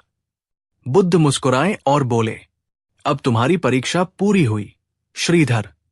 यही जीवन का सबसे बड़ा सत्य है। मौन और शब्दों का संतुलन ही सबसे बड़ा ज्ञान है। लेकिन तभी बुद्ध ने उससे एक और प्रश्न पूछा, अब तक तुमने जो सीखा वो व्यक्तिगत जीवन के लिए था, परंतु क्या तुम जानते हो कि यही सिद्धांत एक पूरे समाज को कैसे बदल सकता है? श्रीधर चौंक गया। क्या यह ज्ञान सिर्फ व्यक्ति के लिए था, या फिर समाज भी इस सीख से बदल सकता था? जानने के लिए देखें अगला भाग। समाज को बदलने का सबसे बड़ा रहस्य। अगर सही समय पर सही शब्द बोलना ही सबसे बड़ा ज्ञान है, तो क्या यही ज्ञान पूरे समाज को बदल सकता है? क्या एक अकेला इंसान पूरी दुनिया को सही दिशा में मोड़ सकता है? बुद्ध ने श्रीधर सेठ से यही सवाल किया। सेठ अब तक कई गूढ़ रहस्यों को समझ चुका था।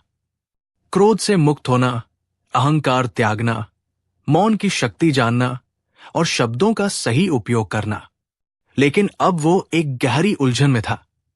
गुरुदेव, मैं तो अपने जीवन में संतुलन बना सकता हूं, लेकिन अगर पूरा समाज गलत दिशा में चल रहा हो, तो एक व्यक्ति क्या कर सकता है? बुद्ध मुस्कुराए और बोले, अगर तुम ये उत्तर पाना चाहते हो, तो जाओ और भूखे नगर की यात्रा करो। भूखा नगर? अब ये कौन सा स्थान था? सेठ को फिर से एक नई यात्रा पर निकलना पड़ा, परंतु उसे जरा भी अंदाजा नहीं था कि ये यात्रा उसकी सोच को पूरी तरह बदल कर रख देगी। भूखे नगर का अजीब नियम। श्रीधर सेठ चलते चलते एक अजीब नगर में पहुंचा। वहां के लोग बहुत दुर्बल और बीमार दिख रहे थे। चेहरे पर थकान थी, आंखों में उदासी थी और शरीर पर हड्डियां झलक रही थी। सेठ को यह देखकर आश्चर्य हुआ। ये नगर इतना समृद्ध दिख रहा है, फिर भी लोग भूखे क्यों हैं? उसने एक राहगीर से पूछा, भाई, इस नगर में लोग इतने भूखे और कमजोर क्यों हैं? राहगीर ने निराश होकर जवाब दिया, क्योंकि हमारे राजा ने एक विचित्र नियम बना दिया है। कैसा नियम? हर व्यक्ति को केवल उतना ही खाना मिलेगा जितना वह दूसरों को देगा। सेठ को यह सुनकर बड़ा अजीब लगा। मतलब? राहगीर ने समझाया, अगर तुम किसी को रोटी दोगे तो ही तुम्हें खाने को मिलेगा। अगर तुम किसी को कुछ नहीं दोगे तो तुम्हें भी कुछ नहीं मिलेगा। अब सेठ को समझ में आया कि यह नगर भूखा क्यों था। हर व्यक्ति यही सोच रहा था, पहले मुझे मिले, फिर मैं दूसरों को दूंगा। लेकिन चूंकि कोई पहले देने को तैयार नहीं था, इसलिए कोई भी खाना नहीं पा रहा था। पहली सीख, जब कोई पहल नहीं करता तो पूरा समाज मरने लगता है। अब सेठ को याद आया कि बुद्ध ने क्या कहा था, अगर एक व्यक्ति चाहे तो पूरा समाज बदल सकता है। लेकिन यहां तो हर कोई यही सोच रहा था कि पहले कोई और शुरू करे। सेठ को लगा कि अगर एक भी व्यक्ति पहल कर दे तो ये नगर भूखमरी से बच सकता है। तो उसने खुद ही एक योजना बनाई। वो एक गरीब भिखारी के पास गया और उसे अपनी थैली से रोटी दी। और जैसे ही उसने भिखारी को रोटी दी, एक अजीब बात हुई। पास खड़ा एक सैनिक ये देखकर हैरान रह गया। उसने तुरंत अपनी जेब से कुछ सिक्के निकाले और पास के बच्चे को दे दिए। फिर किसी और ने अपने पास की बची हुई दाल एक बुजुर्ग को दी। धीरे धीरे एक के बाद एक लोगों ने देना शुरू किया और चमत्कार होने लगा। हर किसी को बदले में खाना मिलने लगा। नगर के लोग जो इतने दिन से भूखे थे, अचानक तृप्त होने लगे। अब सेठ को समझ में आ गया था, अगर समाज को बदलना है तो किसी एक को शुरुआत करनी होगी। दूसरी सीख, परिवर्तन जोर से चिल्लाने से नहीं, बल्कि उदाहरण देने से आता है। नगर के राजा को यह खबर मिली कि लोग अब भूखे नहीं हैं। वो ये देखकर हैरान था। ये कैसे हुआ? लोगों ने उसे सेठ की कहानी सुनाई। राजा ने सेठ को दरबार में बुलाया और पूछा, तुमने ऐसा कैसे किया? सेठ मुस्कुराया और बोला, महाराज, आपने जो नियम बनाया था वो गलत नहीं था, लेकिन जब तक कोई पहल करने को तैयार नहीं था, तब तक पूरा नगर भूखा रह गया। हर कोई यही सोच रहा था कि पहले उसे कुछ मिले, लेकिन जब कोई पहल नहीं करता तो पूरा समाज नष्ट होने लगता है। राजा ने सिर झुका लिया। तो तुम्हारा कहना है कि अगर समाज को सही दिशा में मोड़ना है तो किसी एक को आगे आना होगा? सेठ ने सिर हिलाया। हां महाराज, और यही बात बोलने और चुप रहने के संतुलन पर भी लागू होती है। अगर कोई अन्याय देखे और चुप रहे तो अन्याय बढ़ेगा। अगर कोई सच जाने लेकिन डर के कारण बोले नहीं तो झूठ मजबूत होगा। इसलिए सही समय पर सही शब्द बोलना सबसे बड़ा धर्म है। राजा ने तुरंत घोषणा की, आज से मेरा पहला कर्तव्य होगा कि मैं सही समय पर सही निर्णय लूं और दूसरों को भी ये सीख दूं कि अगर उन्हें बदलाव चाहिए तो पहले खुद को बदलना होगा। अब सेठ को पूरी सीख समझ में आ चुकी थी। वो बुद्ध के पास लौटा और बोला, हे बुद्ध, अब मैं समझ गया कि कोई भी समाज तब तक नहीं बदल सकता जब तक कोई व्यक्ति पहल ना करे। अगर लोग सोचते रहेंगे कि कोई और आएगा और बदलाव लाएगा तो कुछ नहीं बदलेगा। इसलिए अगर हमें दुनिया को सही दिशा में ले जाना है तो हमें खुद आगे बढ़कर सही उदाहरण देना होगा। बुद्ध मुस्कुराए और बोले, अब तुम्हारी शिक्षा पूरी हुई श्रीधर। यही समाज को बदलने का सबसे बड़ा रहस्य है। अगर तुम बदलाव देखना चाहते हो तो पहले खुद बदलो। लेकिन तभी बुद्ध ने उससे एक आखिरी प्रश्न पूछा, अगर दुनिया में सब कुछ बदल सकता है तो क्या इंसान अपनी नियति भी बदल सकता है? जानने के लिए देखें अगला भाग, नियति और कर्म का सबसे बड़ा रहस्य। अगर दुनिया में सब कुछ बदला जा सकता है, तो क्या इंसान अपनी नियति भी बदल सकता है? क्या भाग्य पहले से तय है, या फिर हमारे कर्मों से ये लिखा जाता है? बुद्ध ने श्रीधर सेठ से यही अंतिम प्रश्न पूछा। अब तक सेठ ने कई रहस्यों को जाना। क्रोध पर विजय, अहंकार का त्याग, मौन की शक्ति, सही शब्दों का महत्व, समाज में बदलाव लाने की कला। लेकिन ये प्रश्न सबसे कठिन था। गुरुदेव, अगर सब कुछ हमारे कर्मों पर निर्भर करता है, तो फिर लोग भाग्य के भरोसे क्यों बैठे रहते हैं? और अगर भाग्य पहले से तय है, तो फिर कर्म करने का क्या लाभ? बुद्ध मुस्कुराए और बोले, इसका उत्तर तुम्हें तभी मिलेगा जब तुम बदनसीब आदमी से मिलोगे। बदनसीब आदमी? अब ये कौन था? सेठ को फिर एक नई यात्रा पर निकलना पड़ा, परंतु इस बार जो उसने देखा वो उसकी सोच से भी परे था। बदनसीब आदमी और 4 बार मरने की कहानी। सेठ चलता चलता एक गांव पहुंचा। वहां उसने देखा कि एक आदमी सड़क किनारे बैठा जोर जोर से रो रहा था। चेहरा धूल से भरा था, कपड़े फटे हुए थे और आंखों में निराशा झलक रही थी। सेठ ने उससे पूछा, भाई, तुम कौन हो और क्यों रो रहे हो? आदमी ने सिर उठाया और कहा, मैं इस संसार का सबसे बड़ा बदनसीब इंसान हूं। मेरी किस्मत इतनी खराब है कि मैं 4 बार मर चुका हूं। सेठ ये सुनकर हैरान रह गया। 4 बार मर चुके हो? ये कैसे संभव है? आदमी ने अपनी कहानी सुनानी शुरू की। पहली मौत, जब मैं अमीर था। पहले मैं बहुत अमीर था। मेरा व्यापार दूर दूर तक फैला था, पर मुझे अपने भाग्य पर इतना घमंड हो गया कि मैंने मेहनत करना छोड़ दिया। मैं सोचता था कि मेरी किस्मत अच्छी है, इसलिए बिना काम किए भी धन आता रहेगा। लेकिन धीरे धीरे व्यापार गिरने लगा, कर्मचारी छोड़कर चले गए और मैं कंगाल हो गया। इस तरह मेरी पहली मौत हुई, मेरी अमीरी की मौत।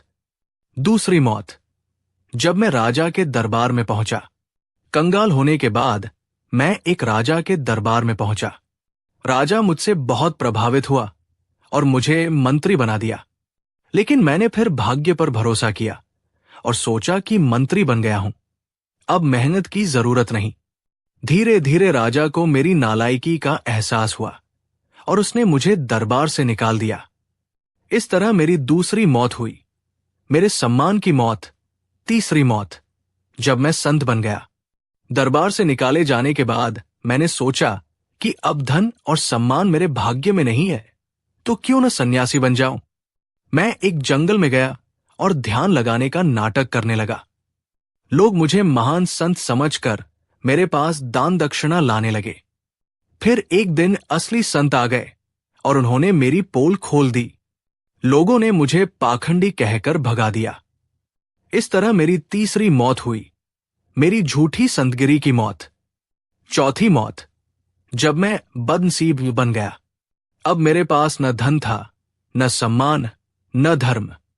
मैंने हार मान ली और खुद को बदनसीब घोषित कर दिया। अब मैं सड़क किनारे बैठा हूं और हर किसी से कहता हूं कि मेरी किस्मत खराब है। लोग मुझ पर हंसते हैं, दया दिखाते हैं, लेकिन कोई मेरी बात नहीं सुनता। इस तरह मेरी चौथी मौत हुई, मेरी उम्मीद की मौत। श्रीधर सेठ को उत्तर मिल गया। अब सेठ को समझ में आ गया कि बुद्ध ने उसे यहां क्यों भेजा था। उसने बदनसीब आदमी से कहा, भाई, तुम्हारी किस्मत खराब नहीं थी, तुम्हारे कर्म खराब थे। पहले तुमने आलस्य किया, इसलिए अमीरी खोई। फिर तुमने मूर्खता की, इसलिए सम्मान खोया। फिर तुमने पाखंड किया, इसलिए धर्म खोया। अब तुमने हार मान ली, इसलिए उम्मीद खो दी। अगर तुम अपने कर्म बदलते तो तुम्हारी नियति भी बदल जाती। आदमी ये सुनकर सोच में पड़ गया। बुद्ध की अंतिम सीख, नियति हमारे कर्मों से ही बनती है। श्रीधर सेठ जब बुद्ध के पास लौटा तो उसने उन्हें सारी बात बताई। हे बुद्ध, अब मैं समझ गया कि इंसान की किस्मत पहले से लिखी नहीं होती, बल्कि वह अपने कर्मों से अपनी तकदीर खुद लिखता है। अगर कोई मेहनत करता है तो अमीर बनता है। अगर कोई सत्य और न्याय के मार्ग पर चलता है तो सम्मान पाता है। अगर कोई दूसरों की भलाई करता है तो उसे सच्चा धर्म मिलता है, और अगर कोई कभी हार नहीं मानता तो उसकी उम्मीद कभी नहीं मरती। बुद्ध ने सिर हिलाया और बोले, श्रीधर, यही कर्म और भाग्य का सबसे बड़ा रहस्य है। तुम जो बोओगे वही पाओगे। लेकिन तभी बुद्ध ने उससे एक और प्रश्न पूछा, अगर कर्म ही सब कुछ है तो फिर कुछ लोग मेहनत करने के बावजूद सफल क्यों नहीं होते? जानने के लिए देखें अगला भाग, मेहनत का रहस्य और असली सफलता की कुंजी। अगर मेहनत करने से ही सफलता मिलती तो क्या हर मेहनती इंसान सफल होता? कुछ लोग रात दिन मेहनत करते हैं फिर भी असफल क्यों रहते हैं, और कुछ लोग कम मेहनत में भी सफलता पा लेते हैं? ऐसा कैसे? बुद्ध ने श्रीधर सेठ से यही अगला प्रश्न पूछा। अब तक सेठ ने कई रहस्यों को जाना, क्रोध पर विजय, समाज में बदलाव लाने की कला, नियति और कर्म का संबंध। लेकिन इस बार सवाल और भी पेचीदा था। गुरुदेव, अगर मेहनत ही सब कुछ है तो फिर मेहनती किसान गरीब क्यों रहते हैं? अगर कर्मों से ही भाग्य बदलता है तो कई लोग जी जान से मेहनत करने के बावजूद हार क्यों जाते हैं? बुद्ध मुस्कुराए और बोले, इसका उत्तर तुम्हें तभी मिलेगा जब तुम नटवर सेठ से मिलोगे। नटवर सेठ? अब ये कौन था?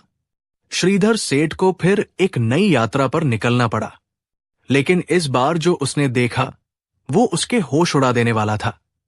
नटवर सेठ और 3 असफलताओं की कहानी। श्रीधर सेठ एक नगर पहुंचा जहां नटवर सेठ नामक एक धनी व्यापारी रहता था। वह एक शानदार महल में रहता था। उसके पास कई हाथी घोड़े थे और उसका व्यापार दूर दूर तक फैला था। लेकिन एक अजीब बात थी, हर कोई कहता था कि नटवर सेठ 3 बार असफल हो चुका था। श्रीधर सेठ ने सोचा, अगर वो 3 बार असफल हुआ तो अब इतना अमीर कैसे है?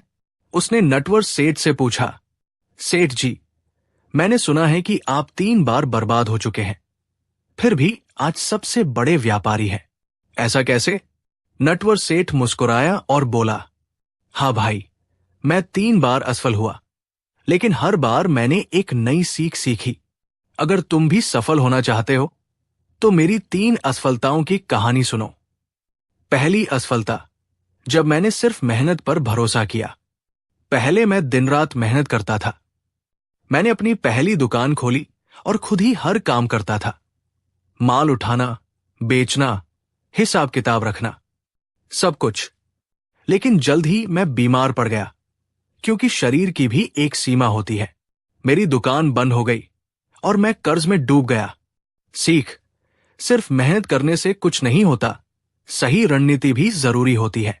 दूसरी असफलता, जब मैंने गलत लोगों पर भरोसा किया। दूसरी बार मैंने व्यापार में साझेदारी की। मैंने सोचा कि अकेले मेहनत करने से अच्छा है कि कुछ लोगों को साथ लूं। लेकिन मैंने बिना सोचे समझे ऐसे लोगों को साथी बना लिया जो सिर्फ अपना फायदा चाहते थे। उन्होंने मेरा पैसा हड़प लिया और भाग गए। मेरा दूसरा व्यापार भी खत्म हो गया। सीख, सिर्फ मेहनत नहीं, सही लोगों का चुनाव भी सफलता के लिए जरूरी है। तीसरी असफलता, जब मैंने समय की कद्र नहीं की। तीसरी बार मैंने एक नया व्यापार शुरू किया, लेकिन इस बार मैंने नए जमाने की तकनीकों को अपनाने से इनकार कर दिया। मैं पुराने तरीके से ही काम करता रहा, जबकि मेरे प्रतियोगी नई योजनाएं और नए साधन ला रहे थे। धीरे धीरे ग्राहक कम होते गए और मेरा व्यापार फिर से डूब गया। सीख, अगर समय के साथ नहीं बदले तो मेहनत भी बेकार हो जाएगी। सफलता का रहस्य, मेहनत प्लस सही रणनीति प्लस सही लोग प्लस सही समय। श्रीधर सेठ अब सब कुछ समझ चुका था। गुरुदेव, अब मैं जान गया कि मेहनत ही सब कुछ नहीं, बल्कि सही दिशा में की गई मेहनत ही असली सफलता लाती है। बुद्ध मुस्कुराए और बोले, हाँ श्रीधर, यही मेहनत का सबसे बड़ा रहस्य है। अगर सिर्फ मेहनत से सफलता मिलती तो बैल सबसे अमीर होते। सफलता के लिए मेहनत के साथ साथ सही रणनीति, सही लोग और सही समय का चुनाव भी जरूरी है। लेकिन तभी बुद्ध ने उससे एक और प्रश्न पूछा, अगर सफलता सिर्फ सही मेहनत और सही योजना से आती है, तो फिर कुछ लोग बिना मेहनत किए भी सफल क्यों हो जाते हैं? जानने के लिए देखें अगला भाग, भाग्यशाली लोगों का रहस्य और आकर्षण की शक्ति। क्यों कुछ लोग बिना मेहनत के ही अमीर और सफल बन जाते हैं?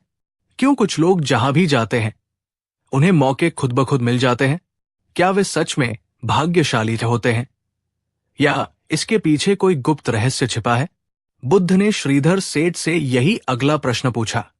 अब तक सेठ ने कर्म, मेहनत और नियति का रहस्य समझ लिया था, लेकिन यह सवाल सबसे पेचीदा था। गुरुदेव, अगर सफलता सही मेहनत और सही योजना से आती है, तो कुछ लोग बिना किसी खास प्रयास के क्यों सफल हो जाते हैं? कुछ लोग जो भी काम शुरू करते हैं वे सफल हो जाते हैं, जबकि कुछ लोग कितनी भी कोशिश कर लें असफल ही रहते हैं। बुद्ध मुस्कुराए और बोले, इसका उत्तर तुम्हें तभी मिलेगा जब तुम राजा के पसंदीदा दरबारी से मिलोगे। राजा का पसंदीदा दरबारी? अब ये कौन था? श्रीधर सेठ को फिर एक नई यात्रा पर निकलना पड़ा, लेकिन इस बार जो उसने देखा वो उसकी सोच से परे था। 3 लोग, 3 किस्मतें और एक बड़ा रहस्य। श्रीधर सेठ एक महान सम्राट के दरबार पहुंचा। वहां उसने देखा कि दरबार में 3 लोग खड़े थे। एक पहला व्यक्ति गरीब किसान था, जिसने वर्षों तक राजा को अर्जी दी थी कि उसे कुछ धन मिले, लेकिन कभी कुछ नहीं मिला। दूसरा व्यक्ति व्यापारी था, जिसने अपना सब कुछ दांव पर लगाकर राजा की सेवा की, लेकिन फिर भी उसे कुछ खास सम्मान नहीं मिला। तीसरा व्यक्ति एक दरबारी था, जो राजा का पसंदीदा था। वो जहां भी जाता लोग उसकी इज्जत करते, राजा उसे इनाम देता और हर कोई उसे सफल मानता। श्रीधर सेठ को अब समझ आया कि ये वही राजा का पसंदीदा दरबारी था, जिसके बारे में बुद्ध ने कहा था। लेकिन सवाल यह था कि यह व्यक्ति इतना भाग्यशाली क्यों था? पहला व्यक्ति, गरीब किसान और मेहनत का फल। श्रीधर सेठ ने सबसे पहले किसान से पूछा, तुम इतने सालों से राजा से धन क्यों मांग रहे हो? किसान बोला, मैंने अपनी पूरी जिंदगी खेतों में मेहनत की, लेकिन मेरी किस्मत खराब थी। बारिश नहीं हुई, फसल बर्बाद हो गई और अब मैं गरीब हूं। मैं राजा से कई बार मदद मांगने आया, लेकिन कभी कुछ नहीं मिला। श्रीधर सेठ सोच में पड़ गया। सीख, सिर्फ मेहनत करने से कुछ नहीं होता, सही अवसर की पहचान भी जरूरी है। दूसरा व्यक्ति, व्यापारी और सही रणनीति की भूल। फिर श्रीधर सेठ ने व्यापारी से पूछा, तुमने राजा की इतनी सेवा की, फिर भी तुम्हें कोई बड़ा इनाम क्यों नहीं मिला? व्यापारी बोला, हां, मैंने राजा को कई बार उपहार दिए, लेकिन मैंने कभी ये नहीं देखा कि राजा को वास्तव में क्या पसंद है। मैंने अपने मन से चीजें दी, पर राजा की पसंद नापसंद नहीं समझी, इसलिए मेरा सारा प्रयास बेकार चला गया। श्रीधर सेठ को अब समझ आया कि मेहनत के साथ साथ सही समझ और रणनीति भी जरूरी होती है। सीख, अगर मेहनत सही दिशा में न हो तो वो बेकार चली जाती है। तीसरा व्यक्ति, राजा का पसंदीदा दरबारी और आकर्षण की शक्ति। अंत में श्रीधर सेठ ने राजा के पसंदीदा दरबारी से पूछा, तुमने ऐसा क्या किया कि राजा तुम्हें सबसे ज्यादा पसंद करता है? दरबारी मुस्कुराया और बोला, मैंने कुछ भी खास नहीं किया।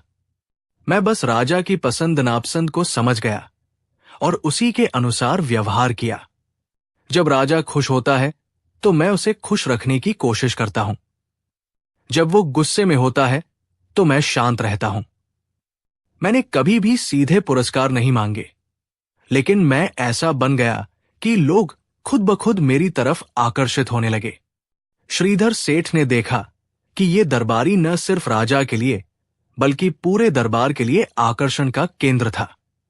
सीख, सफल लोग मेहनत से ज्यादा अपनी ऊर्जा, व्यक्तित्व और आकर्षण पर ध्यान देते हैं। आकर्षण की शक्ति और असली भाग्यशाली लोग। अब श्रीधर सेठ को उत्तर मिल गया। गुरुदेव, अब मैं समझ गया कि कुछ लोग बिना मेहनत के ही सफल क्यों हो जाते हैं। बुद्ध मुस्कुराए और बोले, बताओ क्या सीखा? कुछ लोग अपने अंदर ऐसी ऊर्जा और व्यक्तित्व विकसित कर लेते हैं कि अवसर खुद ब खुद उनकी ओर खींचते हैं।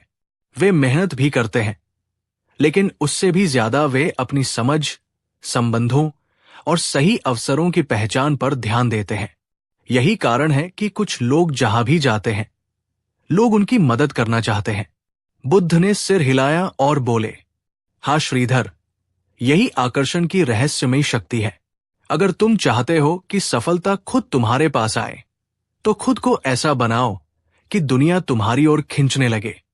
लेकिन तभी बुद्ध ने उससे एक और प्रश्न पूछा, अगर आकर्षण की शक्ति इतनी महत्वपूर्ण है, तो फिर कुछ लोग सब कुछ सही करने के बावजूद अकेले क्यों रह जाते हैं?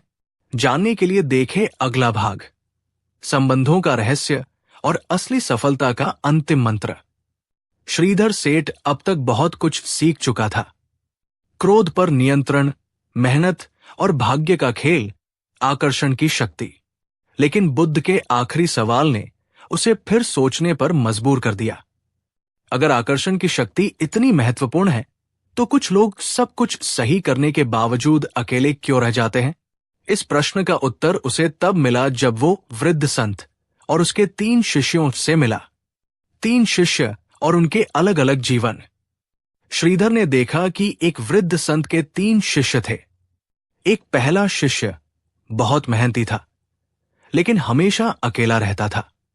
2 दूसरा शिष्य बहुत बुद्धिमान था, लेकिन कोई उसका सम्मान नहीं करता था। 3 तीसरा शिष्य शांत और विनम्र था, और लोग उसे बहुत प्यार करते थे। श्रीधर ने संत से पूछा, गुरुदेव, ये तीनों एक ही गुरु के शिष्य हैं, फिर इनकी जिंदगी इतनी अलग क्यों है? संत मुस्कुराए और बोले, पहले शिष्य ने सिर्फ मेहनत की, लेकिन कभी किसी से प्रेम और सहयोग नहीं किया, इसलिए वो अकेला रह गया। दूसरे शिष्य ने सिर्फ बुद्धि से काम लिया, लेकिन लोगों की भावनाओं की कद्र नहीं की, इसलिए कोई उसका सम्मान नहीं करता। तीसरे शिष्य ने मेहनत भी की, बुद्धिमत्ता भी अपनाई, लेकिन सबसे जरूरी चीज, संबंधों की अहमियत को समझा। उसने अपने साथियों से प्रेम, आदर और सहयोग किया, इसलिए आज वो सबसे आगे है। अंतिम ज्ञान, असली सफलता क्या है? श्रीधर सेठ अब सब समझ चुका था। गुरुदेव, अब मैं जान गया कि असली सफलता सिर्फ मेहनत, भाग्य या आकर्षण से नहीं आती। संबंधों की अहमियत भी उतनी ही जरूरी है। बुद्ध मुस्कुराए और बोले, सही कहा श्रीधर, दुनिया में जो भी बड़ा होता है, वो अकेले नहीं होता, उसके साथ एक पूरा संसार खड़ा होता है। अगर तुम सच्ची सफलता चाहते हो, तो संबंधों की कद्र करो, सहयोग करो और लोगों को दिल से जोड़ो। यही असली सफलता की कुंजी है। अब श्रीधर सेठ का भ्रम पूरी तरह दूर हो चुका था। उसने बुद्ध के चरणों में प्रणाम किया